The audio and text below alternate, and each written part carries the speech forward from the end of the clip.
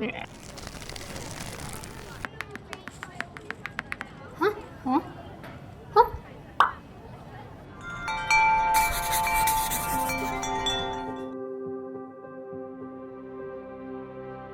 Ernte ist groß, aber es gibt nur wenig Arbeiter. Bittet also den Herrn der Ernte, Arbeiter für seine Ernte auszusenden.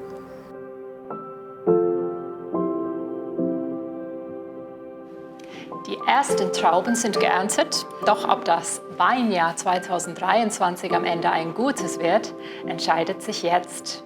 Nicht zu trocken sollte der September ausfallen, damit die Beeren das nötige Wasser erhalten, aber auch nicht zu nass oder kalt.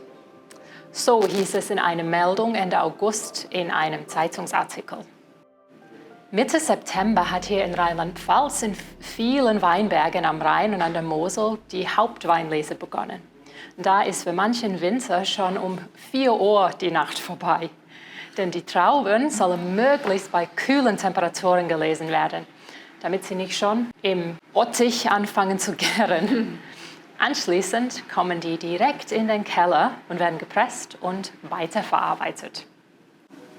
Bis Mitte Oktober sollen die Trauben im Keller sein. Ich denke, dass wir noch viel Arbeit vor uns haben, aber wenn wir uns Mühe geben, kriegen wir einen schönen Jahrgang hin. So der Originalton eines Winzers. Nicht ganz so einfach bei den aktuellen Herausforderungen, die schon zu Zeiten Jesu so ausgesehen haben. Die Ernte ist groß, aber es gibt nur wenig Arbeiter. Auch aktuell natürlich ein ganz dringendes Anliegen, helfende Hände für die Ernte zu finden.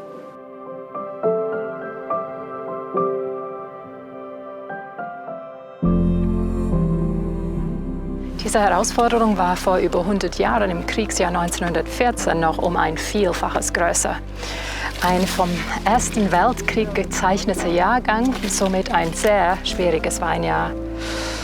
Wie sollten die Weinlese ohne die Männer eingebracht und verarbeitet werden?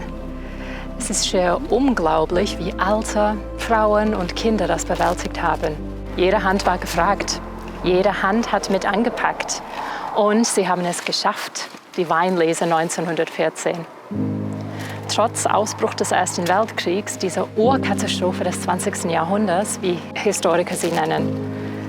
Und in der Champagne im Nordosten Frankreichs zum Beispiel, da lobt man heute die Weinlese 1914 als die heroischste des 20. Jahrhunderts. Erntehelfer mussten unter Lebensgefahr zwischen Geschützfeuer und kämpfenden Truppen in den Weinbergen arbeiten.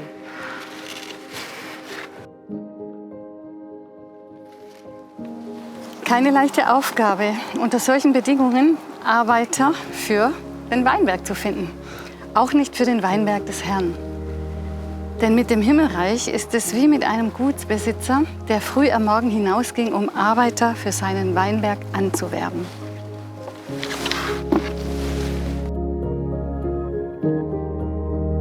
Und dennoch geht im Jahr 1914 ein Priester, noch keine 30 Jahre alt, in einem halb verlassenen, alten Friedhofskapellchen an einem späten Sonntagnachmittag im Oktober ganz nach vorne, mit beschwingtem Schritt.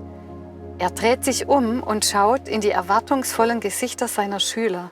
Es sind nicht wirklich viele, aber sie haben die Kapelle hergerichtet. Und dann erzählt er ihnen seine stille Lieblingsidee, die er monatelang mit sich herumgetragen hat.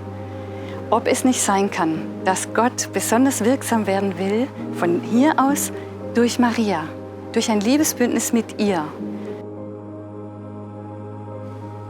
Sie ahnen, worauf ich hinziele. Ich möchte diesen Ort gerne zu einem Wallfahrts-, zu einem Gnadenort machen, für unser Haus und für die ganze deutsche Provinz, vielleicht noch darüber hinaus. Mitten in zerfallenen Ruinen, in all den Kriegswirren soll hier eine Basisstation lebendigen Glaubens entstehen, heiliger Ort. An diesem historischen Tag, am 18. Oktober 1914, ein Weinberg des Herrn. Es ist der Herr selbst und seine Mutter Maria, die ihnen damit gleichsam sagen: Ich schaffe es nicht allein, ich brauche euch. Und das bedeutet viel. Die Herzen der jungen Leute haben Feuer gefangen. Sie haben diesen Plan zu dem ihrigen gemacht. Und sie haben es geschafft, die stille Lieblingsidee Pater Kentenich in die ganze Welt zu tragen. Wodurch? Durch beispiellose Mitarbeit unter schwersten Bedingungen.